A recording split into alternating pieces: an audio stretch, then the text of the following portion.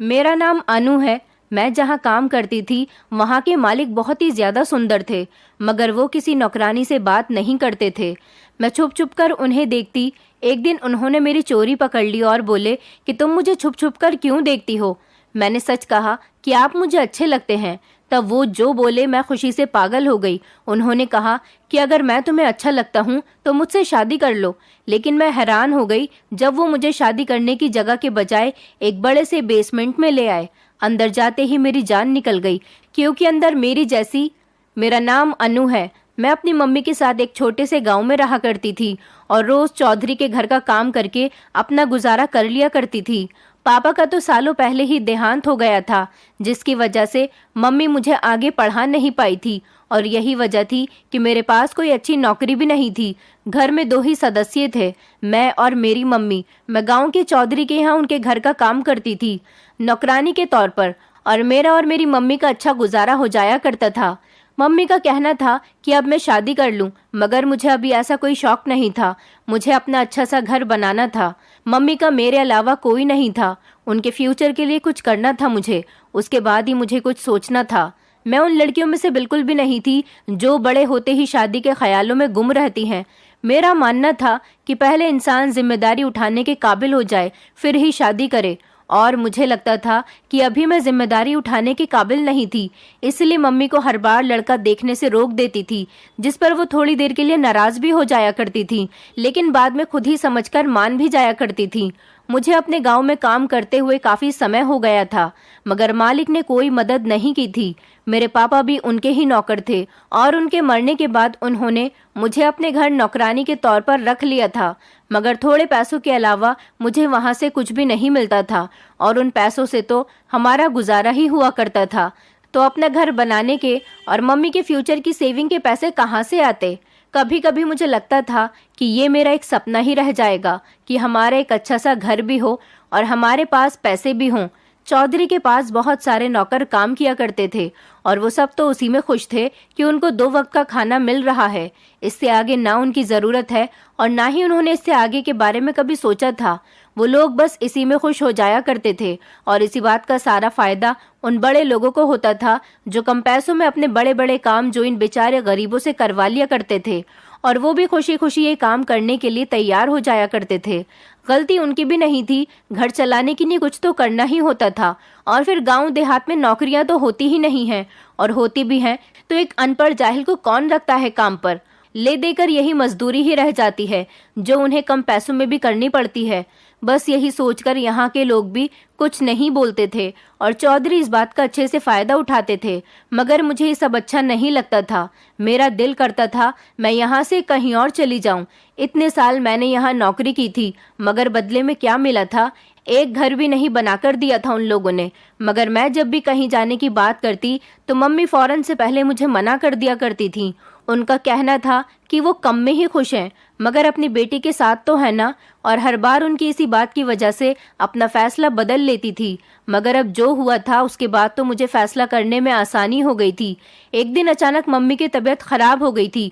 मैं फौरन उनको डॉक्टर के पास लेकर गई तो उन्होंने कुछ दवाइयाँ लिखकर दे दी थी, पर जब मैं दवाइयाँ खरीदने गई तो पता चला कि बहुत महंगी हैं और मेरे पास इतने पैसे नहीं थे। इसलिए मैंने चौधरी साहब से बात की कि मुझे कुछ पैसों की ज़रूरत है, जिस पर उन्होंने पैसे देने से साफ मना कर दिया और कह दिया था कि तुम्हारी माँ की उम्र हो गई है, उसे जाने दो। क्यों इतनी महंगी दवाइयों पर इतना खर्चा करती हो? कुछ ही दिन की मेहमान है बस वो, वैसे ही देखभाल कर लो। कोई कैसे किसी की मौत का बता सकता था? क्या पता मेरे भगवान ने उनकी उम्र ज्यादा लिखी होती। उसी दिन मैंने सोच लिया था कि मुझे क्या करना था। जैसे तैसे करके किसी दोस्त से पैसे मांगकर मैंने मम्मी की दवाइयाँ ली थी, जिससे वो बहुत जल्दी ठीक भी हो गई थी और मुझे अपने दोस्त का कर्जा वापस करना था। इसीलिए मैंने शहर जाने का फैसला कर लिया था, जिस पर मम्मी खुश नहीं थी, मगर मेरे बहुत समझाने पर आखिरकार वो मान ही गई थी, मगर सिर्फ इस शर्त पर कि जैसे ही कर्ज वापस हो जाएगा मैं वापस अपने गांव आ जाऊंगी। और मैंने उस समय तो मम्मी को हाँ कह दी थी, मगर ये तो वक्त ही बताता कि मैं वापस आती या वहीं रह जाती। मगर इस समय उनकी बात मानना ही ठीक लगा था, तो मैंने ऐसा ही किया था और शहर जाने की तैयारी शुरू कर दी थी। वहाँ मेरी एक पुरानी सहेली रहती थी, जिसका पता उसने मुझे कुछ साल पहले ही दिया था। वो पता मेरे पास अभी तक रखा हुआ था और मैंने सोच लिया था कि मुझे उसके पास जाना था। वो एक अच्छे परिवार से बिलोंग करती थी और उसके मम्मी पापा ने उसे पढ़ाई के लिए शहर में भेजा था। वो हमारे मोहल्ले में ही रहती थी, मेरी बहुत अच्छी दोस्त थी। मम्मी ने बहुत रोका था मगर मैं क्या करती, मैं भी मजबूर थी। अभी यहाँ से निकलकर कुछ तो करना ही था ना, जहाँ बैठे बैठे कुछ नहीं होने वाला था। यहीं बैठी रहती तो वो चौधरी कम पैसों में हमारा इस्तेमाल करते रहते और हम इस्तेमाल होते रहते। गांव में ही हमारे बहुत से रिश्तेदार हैं जिनसे मैंने मेरे ना होने पर मम्मी का ख्याल रखने के लिए कहा था और अपना सामान बांधकर सुबह ही शहर के लिए निकल गई थी। इससे पहले मैं कभी बड़े शहर नहीं गई थी। बचपन में एक बार मम्मी के साथ गई थी, उसके बाद कभी जाना ही नहीं हुआ था।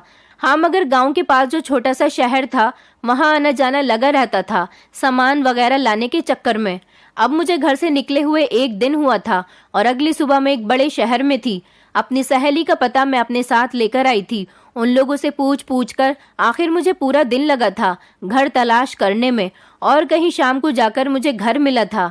लेकिन क्या पता था कि मेरी दोस्त अभी भी इस पते पर रहती हो। अगर वो यहीं हुई तो सारे दिन की थकावट भूल जानी थी, लेकिन अगर वो यहाँ ना मिली तो बहुत परेशानी हो जाती।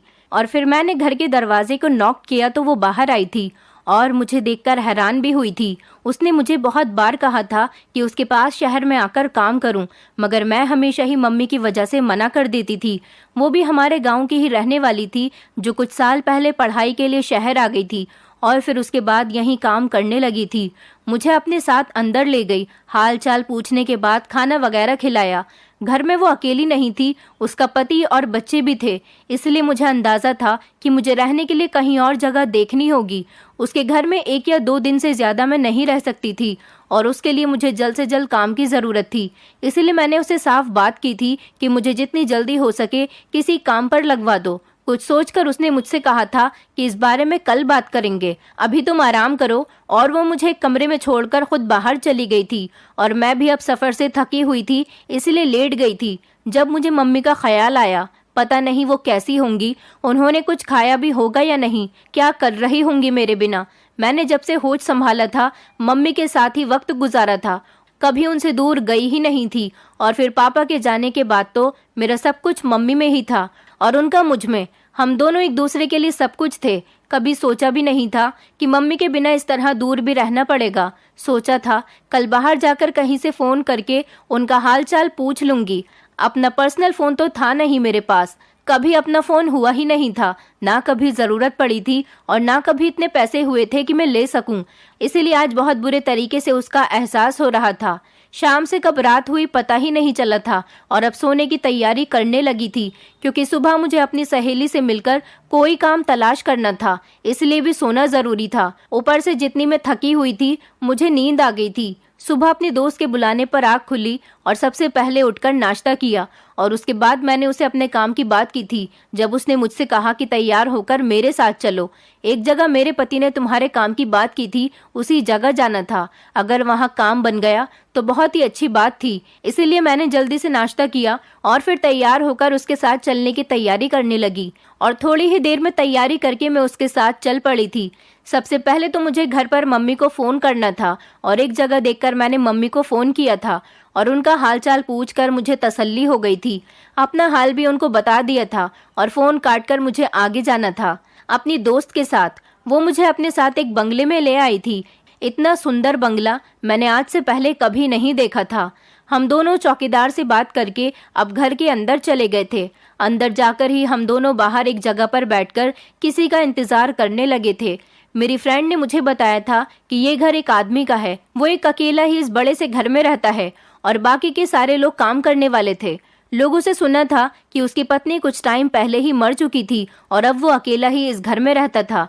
कुछ देर बाद एक नौकरानी घर के अंदर से बाहर आई और हमें अपने साथ अंदर चलने का कहा। हम लोग उसके पीछे पीछे घर के अंदर गए। वो घर जितना बाहर से सुंदर था उतना ही अंदर से सुंदर था।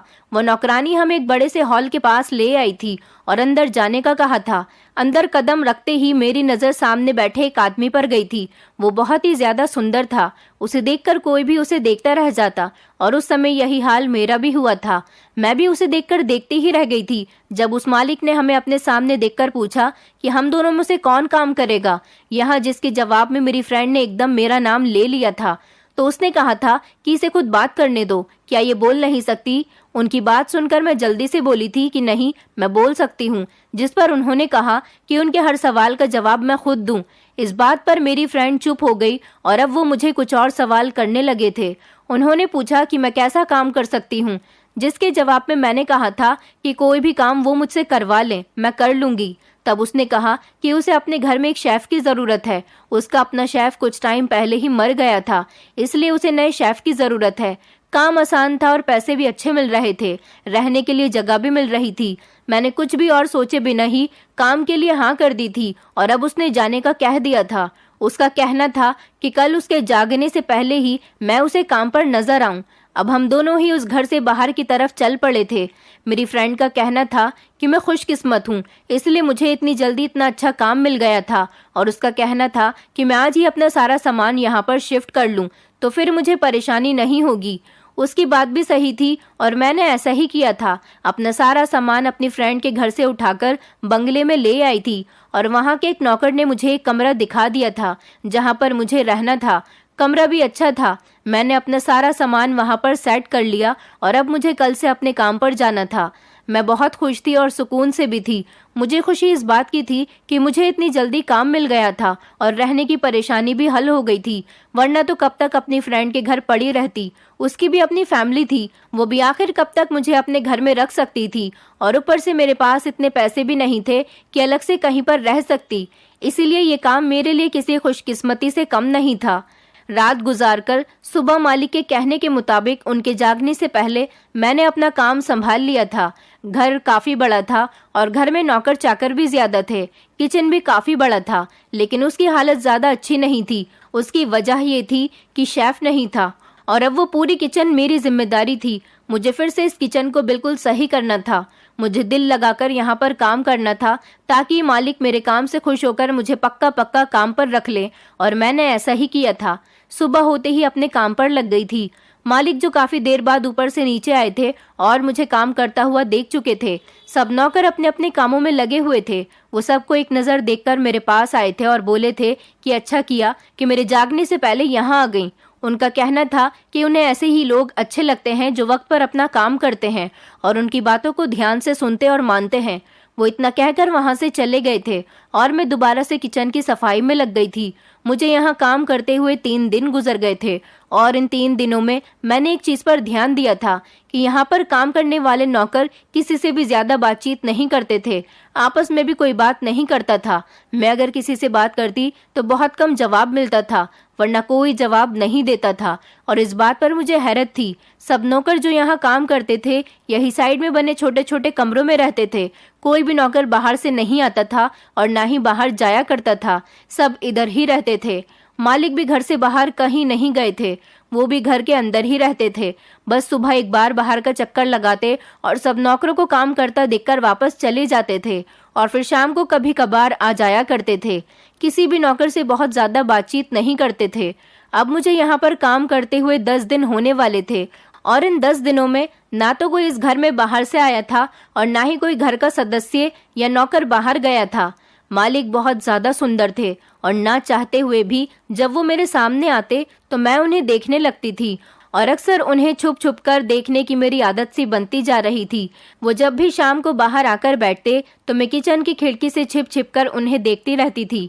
मुझे लगता था कि इस तरह उन्हें देखने से उन्हें पता नहीं चलेगा, मगर शायद मैं गलत थी। उन्हें तो शायद मेरी हर हरकत का पता था। ऐसा नहीं था कि मुझे लड़कों या आदमियों को देखने की आदत थी। मेरी मम्मी ने मेरी परवरिश ऐसी नहीं की थी कि मैं इस तरह चुपके चुपके किसी को देखूं। आज से पहले मैंने कभी भी किसी मर्द को इस तरह नहीं देखा था, मगर पता नहीं मालिक में ऐसी क्या बात थी कि जब भी मुझे नजर आते तो मेरी नजरें उन्हें देखकर वापस पलटना भूल जाया करती थीं और मैं लगातार चुपके चुपके उन्हें देखती रहती थी और इसी सोच में थी कि किसी को भी इस बात का पता नहीं होगा। समय इसी तरह से गुजरता जा रहा था और मुझे दिन ब दिन मालिक और भी ज्यादा अच्छे लगने लगे थे। एक दिन मैं इसी तरह छिपकर मालिक को देख रही थी और वो कुछ देर बाद अपनी जगह से उठकर मेरी तरफ कदम बढ़ाने लगे थे। मुझे लगा कि उनको कोई काम होगा, तभी तो वो इस तरफ आ रहे हैं। मेरे पास आकर उन्होंने मुझसे पूछा कि तुम रोज मुझे चुपके चुपके क्यों देखती हो। उनके सवाल पर मुझे बहुत ज्यादा हैरानी हुई थी और डर भी लगा था कि कहीं वो मुझे काम से ही ना निकाल दें। मुझे अपने आप पर बहुत ज्यादा गुस्सा आ रहा था कि क्या जरूरत थी मुझे ये हरकत करने की। वो क्या सोचेंगे, अब पता नहीं वो मेरे साथ क्या करेंगे।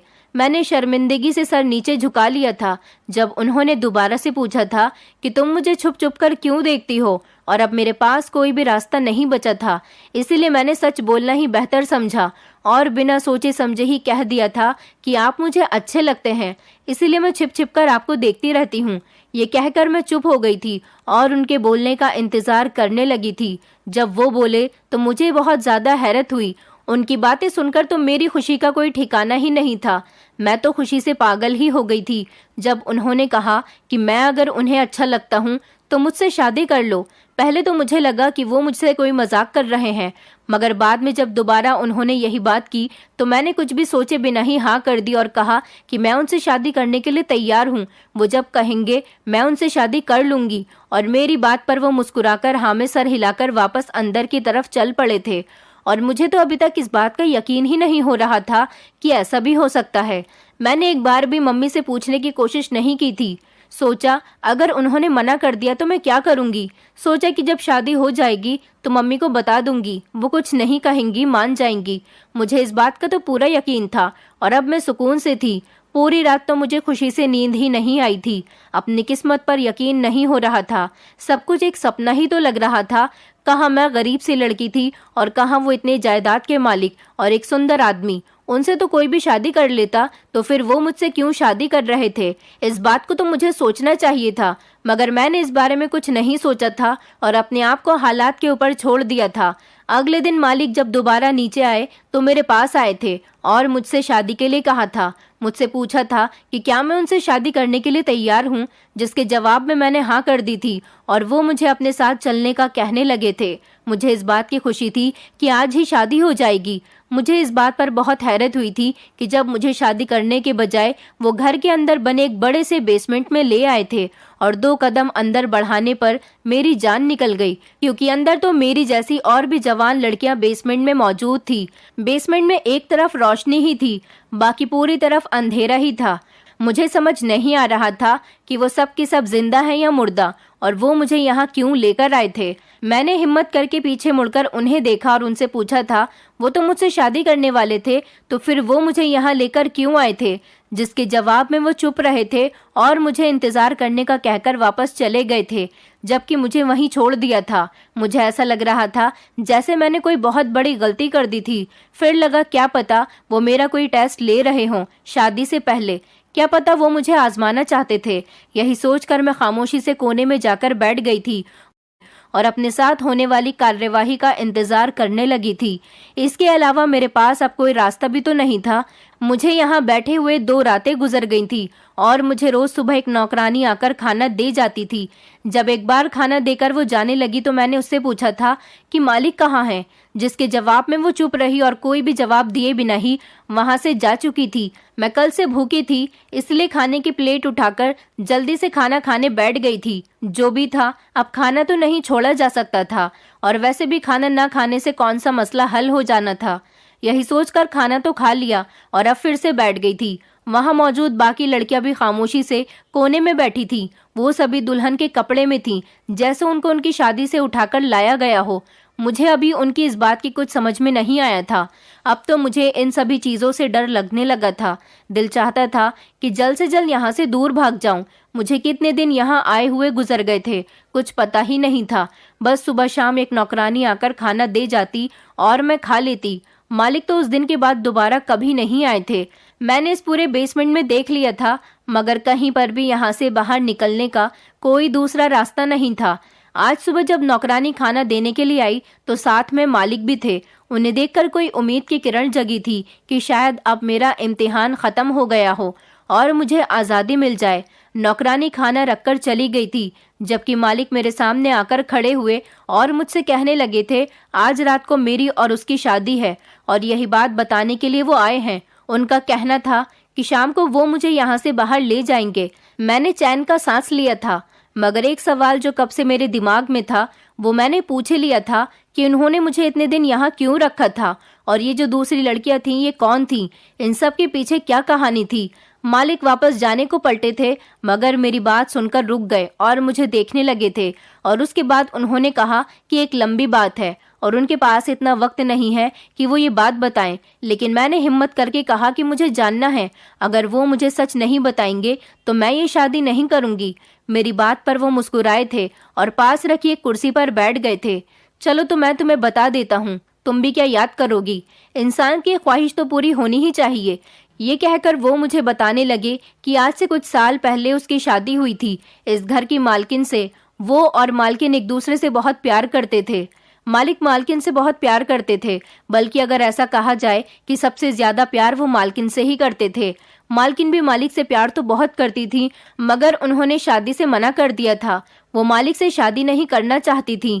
मालिक को उनकी बात समझ में नहीं आती थी कि वो ऐसा क्यों कर रही थी। मालिक ने बताया कि उन्होंने मरने की धमकी देकर उनको शादी से मना लिया था और वो मान गई थी। मालिक ने बताया कि वो बहुत खुश थे इस शादी को लेकर, और होते भी क्यों ना, वो मालकिन से इतना प्यार जो करते थे। उन्होंने बताया कि मालकिन से उनकी शादी हो गई थी, मगर किस्मत को कुछ और ही मंजूर था।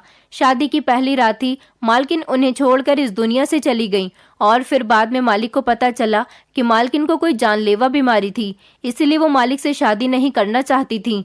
मगर मालिक की जिद की वजह से उन्होंने ये शादी कर ली थी और जाते जाते अपनी सारी दौलत मालिक के नाम पर कर गई थी, ताकि उन्हें आगे जिंदगी में कोई मुश्किल ना हो सके। मालिक ने मुझे बताया कि वो उनसे बहुत प्यार करते थे और इस तरह इतनी आसानी से उनके बिना कैसे रह सकते थे। मालिक जुनून की हद तक मालकिन से मोहब्बत करते थे। वो उनकी मोहब्बत में पागल से हो गए थे। वो कैसे भी करके मालकिन को वापस लाना चाहते थे और इसीलिए उन्होंने काले जादू का सहारा लिया था। उन्होंने एक पंडित से बात की थी और उन्होंने जो हल बताया था वो बहुत ही ज्यादा खतरनाक था। उस पंडित ने बताया था कि अपनी पत्नी को वापस जिंदा करने के लिए 12 नौजवान लड़कियों से पहले शादी करनी होगी और शादी की पहली रात ही उनको एक बेसमेंट में बंद करना होगा। ऐसा करने से उसकी पत्नी उसे वापस मिल जाएगी। मालिक ने बताया कि वो 11 लड़कियों को शादी करके पहली रात ही यहाँ कैद कर चुके हैं और अब उसकी बारी है। मैं वो 12वीं लड़की थी जिससे शादी करके उसे कैद करके इसके बाद वो अपने मकसद में कामयाब हो जाएंगे और उनकी पत्नी उन्हें वापस मिल जाएगी। मुझे उनकी बात सुनकर हैरत का झटका लगा था। ये आदमी किस किस्म की सोच रखता था और क्या फिजूल की बातें कर रहा था। मुझे तो इसकी दिमागी हालत पर शक हुआ था। सच में एक जुनूनी आदमी था। अब मुझे समझ में आया था कि वो लड़कियां जो दुल्हन के कपड़ों में यहाँ पर थीं वो क्यों थीं, और अब मेरा भी अंजाम यही होना था। मुझे सच में अब डर महसूस होने लगा था और उन्होंने मुझे ये सब इसलिए बताया था क्योंकि मैं वो आखिरी लड़की थी। मुझसे पहले ये राज उन्होंने किसी को भी नहीं बताया था और अब वो मेरे साथ भी यही करने वाले थे जो आज से पहले उन्होंने बाकी सबके साथ किया था। अपने अंजाम से ज्यादा मुझे उस पागल आदमी के अंजाम की फिक्र थी। वो जो कुछ भी कर रहे थे उसका अपना अंजाम भी बहुत बुरा होने वाला था। वो मुझे अपनी सारी बात बताकर अभी तसल्ली और सुकून से बैठे थे और अब उठकर जाने लगे थे और जाते जाते मुझे बोल गए थे कि आज शाम को मैं तैयार रहूं, वो मुझे लेने के लिए आएंगे। उनके चेहरे से ही खुशी का पता चल रहा था और अब वो बाहर की तरफ चले गए थे। मुझे अभी भी उसके कहे गए शब्दों पर हैरत हो रही थी कि कोई इस किस्म की सोच कैसे रख सकता है। आज के दौर में कौन ऐसा सोच सकता है। उसके जाने के बाद मुझे कुछ समझ नहीं आ रहा था कि क्या करूं। मौत तो जैसे सर पर खड़ी थी। मैं उससे भागकर भी कहीं नहीं जा सकती थी। इंतजार था तो बस उस समय का जब उस बेसमेंट से मुझे बाहर निकाला जाता, उसके बाद ही मैं कुछ कर सकती थी। इंतजार करते करते आखिरकार वो घड़ी आ ही गई थी और वो वक्त भी आ गया था जब मुझे बाहर ले जाया जाता। एक नौकरानी ने आकर बेसमेंट का दरवाजा खोला और मुझे बाहर आने को कहा था। मैं चुपचाप बाहर निकली और आज न जाने कितने दिनों के बाद मैं बाहर की दुनिया को देख रही थी। बाहर आने के बाद उस नौकरानी ने मुझे अपने पीछे आने को कहा था और मैं चुपचाप उनके पीछे चल पड़ी थी। उन्होंने कमरे से बाहर आकर मुझे अंदर जाने का कहा और खुद वापस चली गई। मैं कमरे का दरवाजा खोलकर अंदर गई, जहां मुझे मालिक सामने ही बैठे हुए नजर आए थे। मुझे देखकर वो अपनी जगह से उठकर मेरे पास आए थे और सोफे पर पड़ा एक जोड़ा मेरी तरफ बढ़ाया था। वो शादी का जोड़ा था। उन्होंने मुझसे कहा कि इसे पहनकर तैयार हो जाओ। कुछ ही देर बाद उनकी शादी थी। वो मुस्कुराते हुए मुझे वो कपड़े देते हुए बाहर निकल गए थे। तभी मैंने इधर उधर देखा कि कोई तो रास्ता होगा बाहर जाने का, कोई खिड़की कुछ तो होगा, मगर वहां ऐसा कुछ भी नहीं था और दरवाजा भी बाहर से बंद था। अब मेरे पास यहाँ से भागने का कोई रास्ता नहीं था। मैंने वो सूट उठाया, लेकर वॉशरूम में चली गई। कुछ ही देर बाद मैं बाहर आई और शीशे के सामने खड़ी होकर खुद को देखने लगी थी। आज अगर मेरी असली शादी होती तो मेरी माँ कितनी खुश होती मुझे इन कपड़ों में देखकर। उनका कितना अरमान था मुझे ऐसा देखने का, मगर अब शायद वो मुझे कभी नहीं देख सकती। मैंने बेदिली से वो सारी तैयारी की थी। कौन अपनी मौत पर खुशी खुशी तैयार होता है? ऐसा ही कुछ मेरे साथ भी था। थोड़ी देर बाद मुझे दरवाजा खुलने की आवाज आई थी और मुझे अपने सामने एक शेरवानी में दूल्हा दिखाई दिया था। वो मालिक ही थे। वो खुद भी तैयार होकर आ गए थे और अब मुझे भी बाहर चलने के लिए कहा था, जहां फेरों के लिए पंडित जी इंतजार कर रहे थे। हम दोनों उसे नीचे बने लॉन में मौजूद। वहां मेरे मालिक, पंडित जी और 2-3 नौकरानियों के अलावा और कोई भी नहीं था। पूरा हॉल खाली था। फेरे शुरू हो चुके थे और इससे पहले कि ये सब होता, किसी ने आकर सब कुछ रोक दिया था। आने वाले को देखकर यहाँ मालिक का रंग उड़ गया था। वहीं मेरे चेहरे पर खुशी आ गई थी, क्योंकि वहां आने वाला और कोई नहीं, मेरी फ्रेंड थी जो अपने साथ पुलिस को लेकर आई थी। पुलिस ने उसको सब कुछ बताया था कि किस तरह मालिक जवान लड़कियों से शादी करके उनको कैद कर देते थे।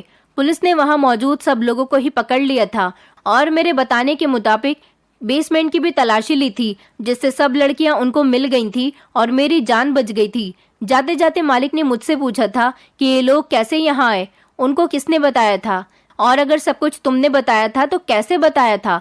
तुम तो इस घर से बाहर गई ही नहीं थी। उनकी बात भी ठीक थी। मैं तो इस घर से बाहर गई ही नहीं थी और ना ही कोई मुझसे मिलने के लिए यहाँ पर आया था। तो फिर ऐसा कैसे हुआ था? जिस पर मैंने बताया कि जब मैं पहले दिन यहाँ काम पर आई थी, उसी वक्त रास्ते में मैंने मम्मी से बात की थी। तभी मेरी फ्रेंड को पता चला था कि मेरे पास फोन नहीं है। उसके पास 2 फोन थे, जिसमें से एक उसने मुझे दे दिया था और वही फोन उस समय भी मेरे पास था जिस समय मालिक ने मुझे इस बेसमेंट में बंद किया था। उस समय मैं किसी को फोन नहीं कर सकती थी, क्योंकि कोई भी आ जाता तो कोई फायदा नहीं होता। हम लोग तो बेसमेंट में थे, पूरा घर तो खाली ही था। मालिक ये कह देते कि यहाँ तो कोई भी नहीं है, इसलिए मैं उस समय चुप ही रही थी और सही समय का इंतजार करने लगी थी। और जब मालिक ने मुझे बेसमेंट से बाहर निकाला और शादी करने को कहा तो मुझे लगा कि अब यही सही समय है, जब मालिक की असलियत सबके सामने लाई जा सकती थी। इसलिए मैंने अपनी फ्रेंड को कॉल करके यहाँ आने का कहा और अपने साथ पुलिस भी लाने के लिए कहा था, और उसने सही किया था, जिससे वो पकड़े गए थे। उसने मासूम लोगों की जान बचा ली थी, जिसके जुर्म में उन्हें सजा भी हो गई थी और ये भी पता चला कि वो नॉर्मल आदमी नहीं थे। अपनी मोहब्बत को पाने के जुनून में एक दिमागी मरीज बन गए थे। उसकी सजा के साथ साथ उसका इलाज भी चल रहा था और मुझे उसको पकड़वाने के लिए इनाम दिया गया था। जिन पैसों से मैंने अपना यहाँ छोटा सा घर ले लिया था और गाँव जाकर भी मैं अपनी मम्मी को अपने साथ यहाँ पर ले आई थी, और अब मम्मी का भी एक अच्छे से अस्पताल से इलाज हो रहा था और जिंदगी सुकून से गुजर रही थी। और कुछ पैसों से मैंने अपने घर में ही काम स्टार्ट किया था। लेडी सूट तैयार करने का काम अपना था, किसी की गुलामी भी नहीं करनी पड़ रही थी और मैं पैसे भी अच्छे कमा लेती थी। कहते हैं कोई भी चीज जब हद से बढ़ जाती है तो वो नुकसान देती है, फिर चाहे वो मोहब्बत हो या नफरत। अपनी जिंदगी में हर एहसास को एक हद तक रखें। अगर किसी से मोहब्बत भी है तो उसकी एक हद बनाएं। कहते हैं मोहब्बत और जंग में सब जायज होता है। गलत कहते हैं। हर चीज, हर काम के कुछ उसूल होते हैं। इस तरह जंग और मोहब्बत में भी कुछ उसूल होते हैं। अगर उनको पार किया जाए तो इंसान नुकसान उठाता है। किसी बहुत अपने का खो जाना किसी अजियत से कम नहीं होता, मगर उस पर सब्र करना सीखें और याद रखें कि कुदरत हमें क्या सिखाती है, कि जो लोग हमसे जुदा हुए हैं वो दोबारा लौटकर नहीं आ सकते। एक इंसान का यही फर्ज है कि वो अपनी सोच को सही रखे और सही और गलत में फैसला कर सके। मुश्किल वक्त में मजबूत रहे। किसी की भी ऐसी वैसी बातें उसे कमजोर न पड़ने दे। मोहब्बत करे और दूसरों में मोहब्बत बांटे, मगर अपनी हद को कभी पार न करे। दोस्तों उम्मीद करती हूँ आपको हमारी कहानी पसंद आई होगी। कहानी पसंद आई है तो वीडियो को लाइक करें, चैनल पर नए हैं तो चैनल को सब्सक्राइब करें और हाँ, नोटिफिकेशन बेल को जरूर दबाएं ताकि अगली अपडेट सबसे पहले आपको मिले।